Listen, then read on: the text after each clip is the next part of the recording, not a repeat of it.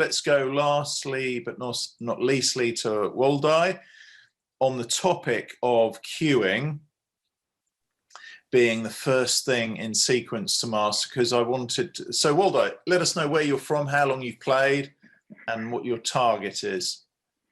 Yeah, all right. Hi, everybody. I'm from Germany, Constance, Germany, right next to the Swiss border. And yeah, I've played for maybe, in total 6 years, very intensively when I was young, in my youth, and then for 2 years now, with your help, over 1 year with your you as a coach. And yeah, my goal for this year is probably consistently win against the Ghost. I'm a pool player. Winning against the Ghost means... Explain to everybody else what the Ghost means. The Ghost is if you play, for example, 9-ball, then you after the break you've got ball in hand, and then you have to run out the rack without mistake, because the Ghost is considered your opponent. The Ghost, I mean, it's not a real player; it's just a fictional. Yeah, you're playing yourself, but pretending. Yeah, I'm playing myself. Yeah, and you have to play flawlessly in essence. So that's my goal, to consistently win against him or it, and yeah, and work on my overall consistency, work on my mental practice routines, so that I mean, that's maybe something that we... Yeah, let's segue onto that. But before we do, what I want to just pick up on is the post I made in the Facebook, the Beat Your Hearts Break Facebook community. Beat Your Hearts Break, the Snooker Gym Facebook community. Sorry, even I'm confused now with all the different groups.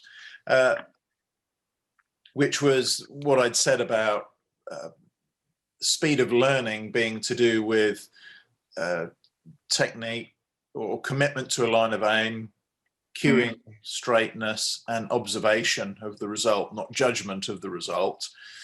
And what was your basic message and conclusion from that? Yeah, basically, the idea is, I mean, have you already mentioned your remarks? So, or is it? Well, just now, yes, which was basically the post said that the secret to gradual improvement in potting is the extent to which we commit to a line of aim, deliver the cue straight, and watch the result of the shot instead of judging the result of the shot. So if our eyes are locked to the object ball like a limpet, instead of just bailing out and closing our eyes because we can't stand to watch the car crash, which is the natural tendency, it's counterintuitive to watch something go wrong. But you have to go into that fear to extract the learning. So that was basically the essence of the post. And then you made a nice response to that. Yeah, I think it's totally spot on, because I would call it letting go in a way, and play. I call it for myself. I call it playing true, in a true sense. So meaning the general idea is the separation between aiming and cueing and observation. So in theory, you have to just learn to cue straight, which is hard enough, but cueing straight and committing to a line and guessing the line. Well, I just thought of an idea, actually. What if there were 3 people, and one was assigned the job of committing to the line of aim, the second player was assigned to cueing straight on that line, and the third player was assigned, as soon as the shot was played, the third player got into position and was assigned with watching the shot. It's 3 totally separate job descriptions, isn't it? Yeah, and it's basically one thing at a time. So first I'm guessing the line, I commit to the line, I go down to on the shot, and then all I have to do is cueing. And this idea of just letting your stroke go, because you've done everything beforehand. So it's just your job's just to do this one thing, cue, and and then everything falls into place. Basically, you don't have to aim at something anymore. You don't have to want to pot a ball or anything. All these goals or this thinking and praying for the ball to go in disappeared. Yeah. And hope is not a strategy. Absolutely. Yeah. But interestingly, there is always uncertainty. The other thing I mentioned in the post is that and this is relevant to tonight's topic because it is psychology. It's the philosophy of potting. There are other topics we'll also cover tonight, but this is extremely important because it's an invisible part of psychology, which is the psychology of potting, the philosophy of potting, and the mindset toward it, the attitude toward potting. And you talked about detachment, and there's always even with the best players in the world, they still have uncertainty on whether a ball is going to go in or not. Otherwise, they wouldn't have any pressure. So that they are uncertain. Number one, whether they're on the correct line or whether they're going to cue straight. It's never a certainty. We're always just doing the best we can in those two endeavors. And but you were talking about this assumption. You call it to assume that these things are. To assume I'm on the correct line, and assume that I can cue straight. Yes, and this gives you peace of mind in a way. Just to share that, just to clarify that to the other listeners, is that what Woldai was saying was that the mental health that comes with us pretending almost, or assuming, pretending that I am on the correct line and that I am going to deliver straight. If you can pretend that those two are true, even if they're not guaranteed, it's a question of faith, isn't it? And the extent to which you can trust that those are going to happen. I think it's a step higher than hope, because you're doing everything you can to find the line and deliver straight. Then it's not a question of hope, more trust, isn't it? Yeah. To do that.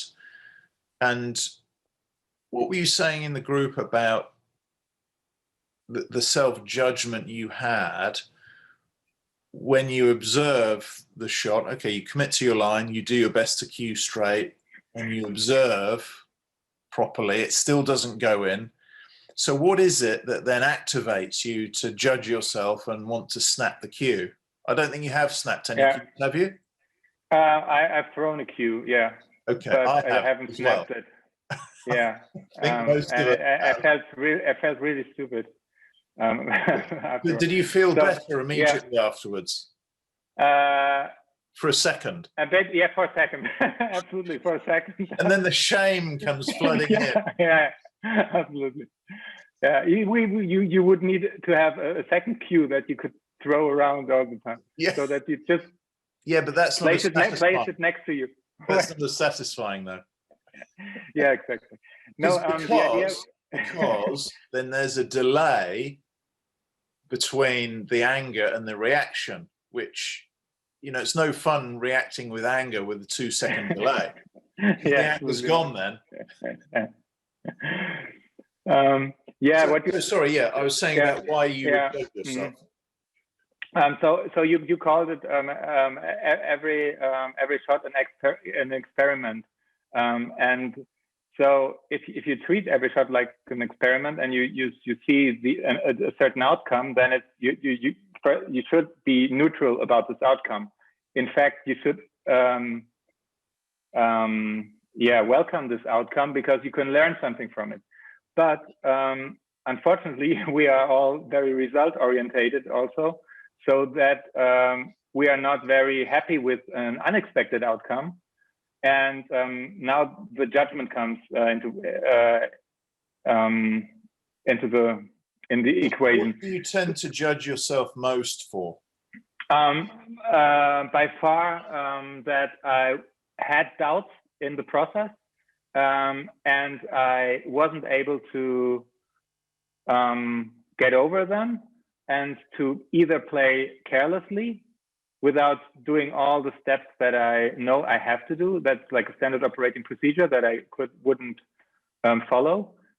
And another thing is that, yeah, second guessing the line, second guessing maybe also even with queuing, that's horrific. But if you in the last millisecond you will put a little left or right or side on it to make it go away because your line was what you were off.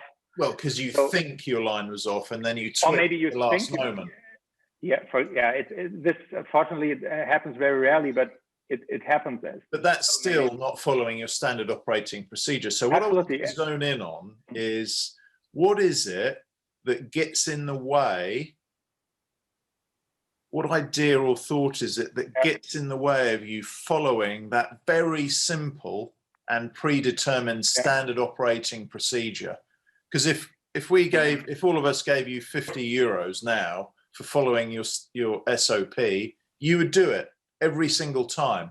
So what is it that gets in the way of applying the SOP? I think it's it can be just a matter of stamina, concentration. So that you for example, you're tired and you're just not able to. Your eyes are not working. You don't have the quietness of your eyes, as I call it, or your mind is messy. You have certain ideas. What else? Excuse me? So tiredness is one thing. What else gets in the way of following SOP? Arrogance, maybe. Just expand on that a little bit. If you think that this is an easy shot, it's a 9, it's the final ball, you have to, or hands up who's been there and done that. This is an easy shot, I'm going to pot this. Anyone who doesn't have their hand up is lying. Okay. But the problem with this is, it's not, the fact is, in reality, you're afraid of the shot, and you talk yourself into believing, or as if the shot was easy, but in fact you're afraid of it, and this is why you tell yourself, you have to, and I'm not allowed to miss it, and then you hurry, and your mind is blocked or whatever, and then you look like an idiot. That because we're afraid to miss. The ego is scared to miss, because if I miss, what an idiot, or I'm embarrassed, or I missed this last week and I should never miss that again. But the expectation that you shouldn't miss can get in the way of thinking clearly. And if you don't accept that you might miss, then we can get scared of missing, and we just bail out of the shot. And one way of doing that is by saying, I'm going to miss this, because you don't need to apply effort. What I've observed, especially players up to 40 break level, players who haven't surpassed regular 40 breaks, is that the ego is almost scared to miss, because the ego will then view itself as less than worthy or less than human, but actually pros are not embarrassed by missing. And but I have noticed that the closer to beginner a player is, the more this fear of missing is alive. And it's almost a shame that comes along with missing. But is that fair? I think it comes out of a lack of appreciation for how difficult the game actually is. So every shot has to be. It's like the human rights.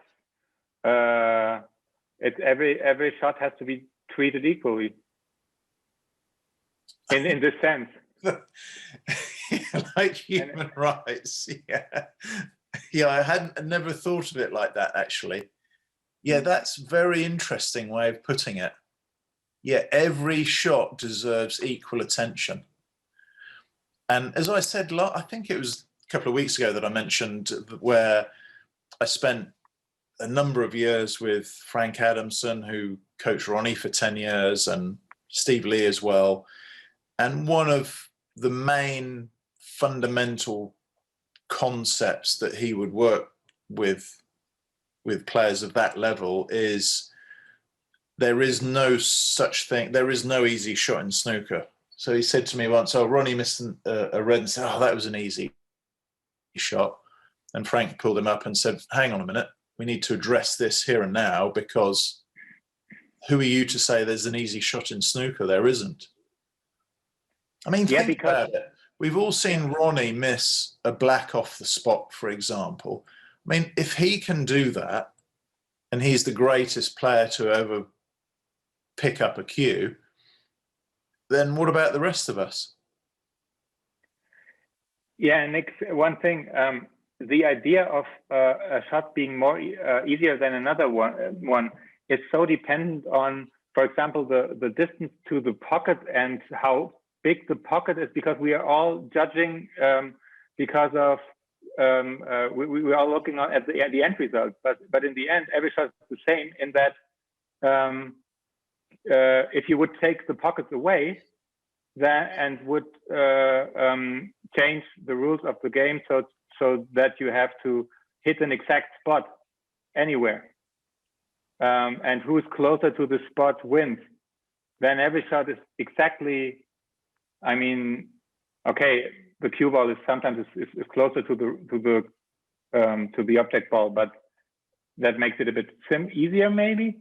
So that's interesting. So what you've done is gone from being deductive from trying to get the ball within two cushions, to being inductive, where you say, well, here's this one and only point, which is the target, and let's see how small our error from that perfection can be. And that's a slightly different way of thinking about, it's a different philosophical approach to potting a ball, isn't it? It's about the direction of the object ball, not about the pot. Yeah, it's not to do with about the pocket. The ball dropping into the pocket, yeah. But the pockets are such a damn ego trap, aren't they? I mean, they're there to mess around with the ego and torture the ego. So actually, we can think of the pockets as an ego practice, really, in release and letting go. Interesting. Well, thanks for your insights and sharing, Woldai. Well, very interesting to hear your process. And I want to acknowledge you for one thing also, because when you came over, you had a lot of that. You said one thing that was very clear in the beginning: I want to have a set of defaults in my technique that I'm happy with. And you weren't happy with them. You didn't have your defaults. You weren't certain about what they should be. And over a period of months, you achieved that. And you're now in a position where it's just about execution and repeatability, and dealing with, you know, your next layer of the onion is this potting philosophy and juggling the ego. And but I want to acknowledge you for reaching that level in your game where you're extremely repeatable when you can be bothered to apply your SOPs, that is. Yeah. And but for the majority of the time, I see you doing really well at that. So that's a great beacon for other players to aspire to. Yeah, well done. Thank you. Thanks, Nick. Thank you. So thanks to you, but, of course, right? Thank you. Also, yeah. It's so many. I mean, every tiny bit of this so complex operating procedure. It's yeah. I mean, I asked you hundreds of different questions, but you want to have peace of mind and settle with something, and then repeat it and do it all over again, and it's a good feeling that one has put questions to rest. And yeah, great, well done. Thanks. Really good. Yeah, the mind is so much freer then, isn't it? Yeah, excellent stuff. Well done.